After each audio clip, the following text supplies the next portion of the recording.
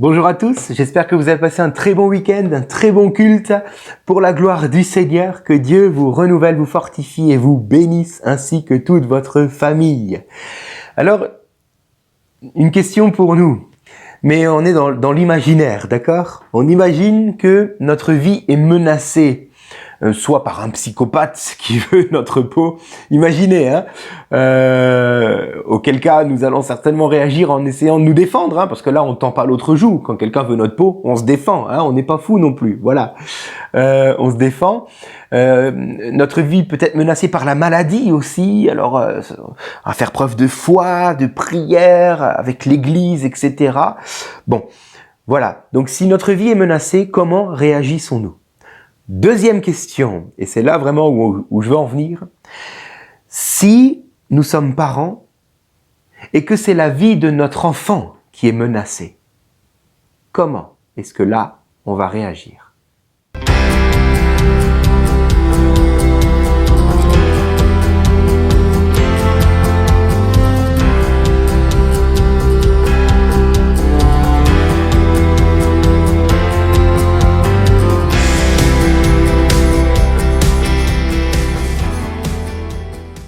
Voilà, c'est un plaisir pour moi de vous retrouver donc encore aujourd'hui, que Dieu vous bénisse.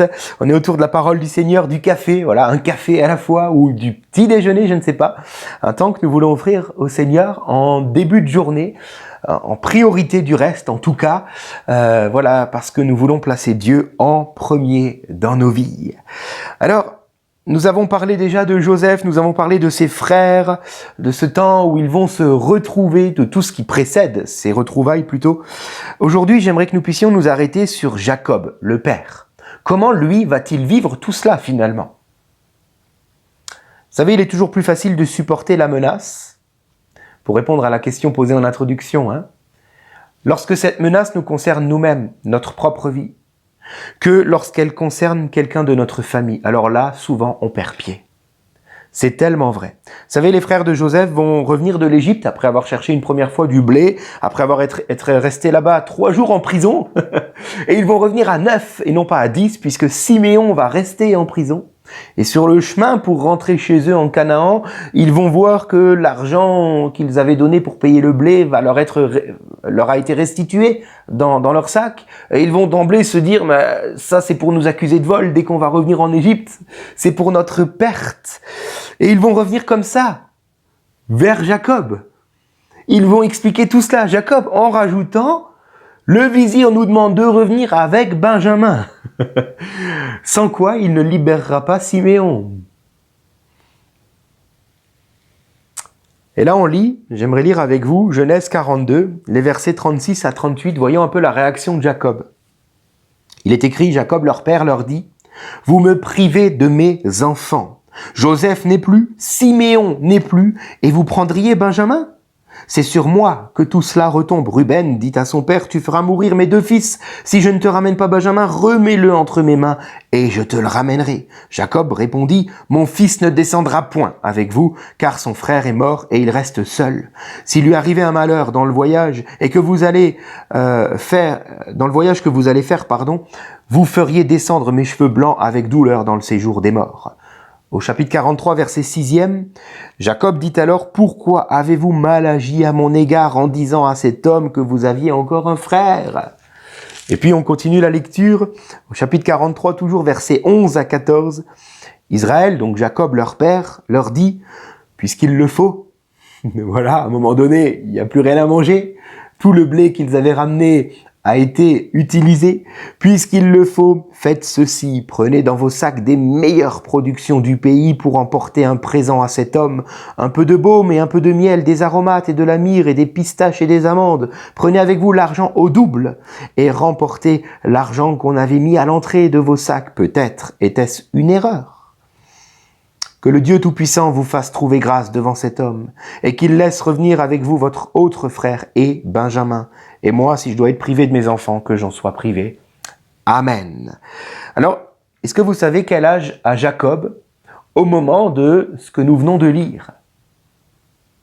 Pour connaître son âge, je vous renvoie dans Genèse 47, verset 28, où vous verrez, juste après ce moment-là, Jacob va aller en Égypte aussi, par la suite rejoindre ses frères, dans la même année on peut dire. Et il est écrit qu'il mourra à 147 ans, après avoir vécu 17 ans en Égypte. Ce qui veut dire qu'au moment de notre récit d'aujourd'hui, Jacob a 130 ans. 130 ans. Sincèrement, ne pensez-vous pas qu'après un certain nombre d'années de communion avec Dieu, nous devrions tous réagir de manière convenable face à la menace, aux problèmes, aux difficultés. Cependant, lorsque cela touche à notre famille, c'est tellement difficile, n'est-ce pas? Vous savez, un jour, j'ai l'une de mes filles, quand elle avait 1 an et demi, qui est tombée de environ 1,50 m de haut. Elle a fait une chute et elle a perdu instantanément connaissance. Alors bien sûr, avec mon épouse, on l'a emmenée de suite aux urgences, à l'hôpital. Et arrivée là-bas, je la portais, elle était inconsciente dans mes bras. On a expliqué ce qui s'est passé à l'accueil et on nous a envoyés où? En salle d'attente. 5 minutes, 10 minutes, un quart d'heure, 30 minutes, 45 minutes d'attente. J'en pouvais plus. J'avais mon enfant dans les bras qui n'était plus conscient. Et je sors dans les couloirs, je cherche des médecins, je trouve personne. Quand enfin je trouve quelqu'un dans une salle fermée, j'ouvre, je vois là 2 médecins en train de boire le café. Et là, je sens que je commence à perdre le contrôle, si vous voyez ce que je veux dire. Alors, je retourne vite en salle d'attente, en disant au médecin, s'il vous plaît, faites quelque chose. Je retourne en salle d'attente. Et là, bien sûr, d'autres personnes, d'autres patients étaient venus patienter pour d'autres raisons dans cette salle. Et à ce moment-là, je revois mon épouse et dans la salle d'attente et je reçois cette pensée, mais t'as déjà prié pour ta fille avec ton épouse à la maison, c'est bien, mais maintenant impose-lui les mains. Alors, tout en la portant inconsciente, je pose ma main sur sa petite tête et je commence à prier avec mon épouse que cet enfant retrouve la vie et reprenne conscience dans le nom du Seigneur Jésus, parce qu'il nous aime, etc. Et à l'instant où je dis Amen, elle ouvre les yeux. Elle ouvre les yeux et montre le plus beau des sourires. Alléluia! Et quand 5-10 minutes après, enfin, un médecin viendra nous chercher, il trouvera mon enfant par terre, debout, dans la salle d'attente, en train de marcher et de jouer avec quelques petits jouets qui étaient là. Finalement, son diagnostic, 10 minutes plus tard, dira « Mais votre enfant n'a rien. » Alléluia! Mais la morale derrière tout cela, certes, voyez que Dieu est là. Mais la morale, c'est que lorsque notre famille est impactée, on perd pied. On perd pied. Notre foi commence à avoir une vue purement horizontale et non plus verticale. Nous voyons les choses de manière terre à terre. J'étais animé de crainte, de confusion, de tremblement. Je ne savais plus comment réagir. On avait prié, certes, mais ensuite, on s'attendait à ce que le Seigneur fasse quelque chose de manière horizontale. Et notre vue s'arrêtait à l'horizontale. Et c'est exactement le problème qu'a rencontré Jacob face à ce qui se passe dans sa famille. Pourtant, en revoyant 9 de ses fils sur 10, certes, mais 9 de ses fils qui reviennent avec en plus dans leur sac non seulement le blé, mais l'argent qui devait servir à payer ce blé, en revoyant cela et en entendant la promesse qu'il retrouverait son 10e fils à condition que Benjamin se montre, il aurait pu se dire quand même à l'âge de 130 ans, il aurait pu se dire, et il aurait pu dire à toute sa famille, remercions Dieu car il est à l'œuvre. Remercions Dieu car il nous aime, il veille sur nous. On ne comprend pas tout ce qui se passe, mais on sait que Dieu est en train de nous préparer le meilleur. Nous n'avons rien à craindre. Mais non, pas du tout. C'est pas comme ça que Joseph va réagir, pas du tout. Il est au contraire négatif. Il embrasse une vision purement horizontale de ce qui est en train de se passer. Alors c'est pour ça qu'il imagine le pire des scénarios possibles. Il tombe même dans l'excès du dramatique en disant, comme on l'a lu, Siméon est mort. J'ai perdu 2 fils, Joseph et Siméon. Pour lui, Siméon est mort. Alors qu'en réalité, il est juste emprisonné. Il dira en se lamentant, tout est contre moi. Pourtant, il est père, il est grand-père, arrière-grand-père, certainement arrière-arrière-grand-père déjà même. Au lieu de pouvoir donner le bon exemple, il est en train de transmettre son point de vue horizontal à tous les siens.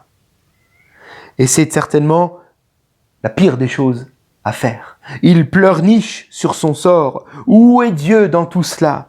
On l'entend derrière tout ce qu'il peut dire. Mais où est Dieu? Seigneur, pourquoi permets-tu cela? Etc., etc. Il tombe dans le fatalisme, dans la crainte, dans la suspicion, dans la paranoïa, dans le négativisme et même dans l'orgueil.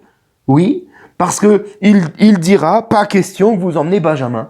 Et peu importe si on meurt tous de faim lorsqu'il n'y aura plus de blé. Vous voyez? Et donc, à cause de cet orgueil-là, il ramène tout à lui, finalement. Il ramène tout à lui. Pourquoi m'avez-vous fait cela? Dira-t-il. Pourquoi avez-vous dit à ce vizir que vous aviez encore un petit frère? Mais pourquoi vous m'avez fait ça? Mais finalement, lorsque le blé viendra à nouveau à manquer et que Joseph verra que il a plus le choix, peut-être s'attendait-il à un miracle, à du blé qui se multiplie. Vous voyez ce que je veux dire? Car quand on a un point de vue horizontal, on peut s'attendre au miraculeux de Dieu, même prier pour le miraculeux de Dieu. Mais Dieu a d'autres projets pour nous.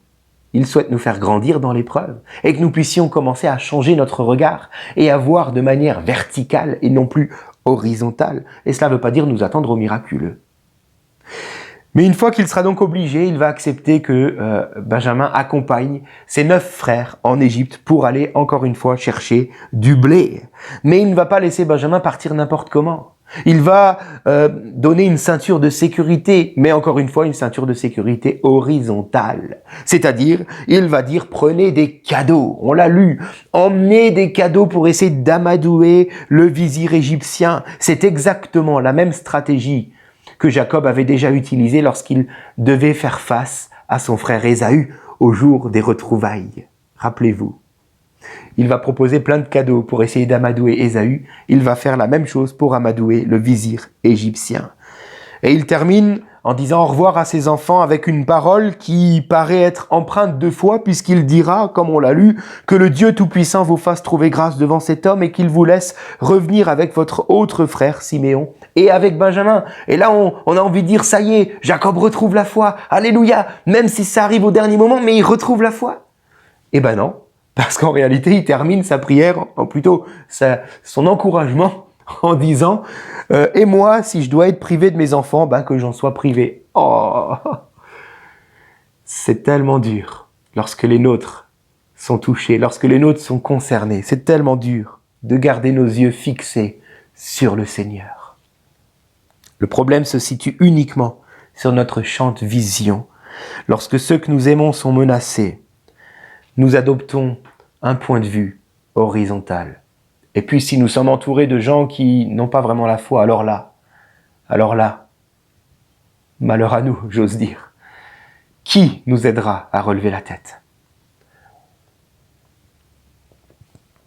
Alors quelques conseils pour nous, que ce soit pour aujourd'hui, si notre famille passe des temps difficiles, ou plus tard, malheureusement, si cela devra arriver un jour. Et je donne ces conseils à moi premièrement, parce que vous l'avez compris, moi aussi, quand ma famille est touchée, j'ai beaucoup de mal. Premier conseil, le remède passe en premier par la reconnaissance de notre faiblesse. Cessons de nier que nous perdons de vue le Seigneur lorsque nos bien-aimés souffrent. Mais confessons-le et prions que Dieu nous aide à ne plus être négatifs, à ne plus être tellement impactés lorsque les nôtres souffrent. Donnons au Seigneur chaque membre de notre famille, faisons-le aujourd'hui. Et non pas lorsqu'ils souffrent, mais aujourd'hui lorsqu'ils sont en bonne santé. Deuxièmement, efforçons-nous à nous concentrer sur le plan vertical et non pas horizontal. Et faisons-le en tout temps, chaque jour de notre vie. Lorsque nous nous levons le matin, avant même de commencer notre journée de travail, venons à Dieu avec reconnaissance en disant « Cette journée est entre tes mains, elle sera conduite par ta main ». Je reconnais que c'est tes projets aujourd'hui qui vont encore s'accomplir. Et sans cette bonne habitude quotidienne dans notre vie, comment pourrons-nous voir la main de Dieu dans notre famille? Comment pourrons-nous discerner la volonté de Dieu face à la menace lorsque notre famille est menacée? Car oui, Dieu a une volonté bien précise, une parole à propos lorsque notre famille passe par la difficulté. Il veut nous apprendre des choses. Mais si nous avons un point de vue purement horizontal, nous passerons à côté de ce bel enseignement. Et nous ne pourrons pas écouter ce que Dieu aura à nous dire dans ces moments-là. Dieu veut nous parler lorsque les nôtres souffrent. Soyons à son écoute. Il voudra nous expliquer des choses qu'il ne peut pas nous dire dans d'autres circonstances. Alors que nous puissions tendre l'oreille en ayant un regard vertical. Et cela passe par un regard vertical au quotidien, dans chacune de nos journées. Et dernier conseil, ouvrons-nous à la voix de Dieu face à chaque problème de notre vie. Prenons l'habitude déjà dans notre vie de prendre 5 minutes de pause devant le Seigneur lorsque nous avons à faire face à un problème, à une difficulté, à une menace qui nous concerne déjà nous-mêmes, personnellement. Peu importe la difficulté, peu importe le problème, face à quelque chose qui vient bouleverser notre journée, avant de réagir, prenons l'habitude de prendre 5 minutes devant Dieu pour dire « Seigneur, attends, qu'est-ce que je dois comprendre et qu'est-ce que tu attends de moi là, maintenant, précisément ?» Afin que lorsqu'une menace plus grande devrait arriver malheureusement, et surtout lorsqu'elle concerne ceux de notre famille, que nous ayons déjà pris l'habitude de consulter le Seigneur pour nous calmer et recevoir sa paix. Alors nous verrons la prochaine fois qu'il y a encore une autre raison au fait que Jacob ait réagi d'une manière si négative. Il s'agira des secrets de famille. Nous en parlerons la prochaine fois, mais aujourd'hui déjà, réfléchissons à ce regard horizontal face à ce regard vertical que Dieu attend que nous puissions avoir. Seigneur, je prie pour nous, que tu nous gardes, Seigneur, de toute tragédie dans nos familles, bien entendu. Mais lorsque des problèmes surviennent, je prie que tu nous permettes de ne pas perdre de vue notre Seigneur, de ne pas perdre de vue que tu tiens tout dans tes mains. Pour cela, permets-nous au quotidien de vivre déjà une telle foi avec un regard dirigé au niveau vertical et non pas horizontal. Fais-nous grâce, Seigneur, apprends-nous dès aujourd'hui à vivre comme il le faut, afin de pouvoir affronter les temps difficiles lorsqu'ils devront venir. Merci parce que tu es le même et tu ne nous abandonnes jamais. Amen. Voilà, que Dieu vous bénisse et à très vite.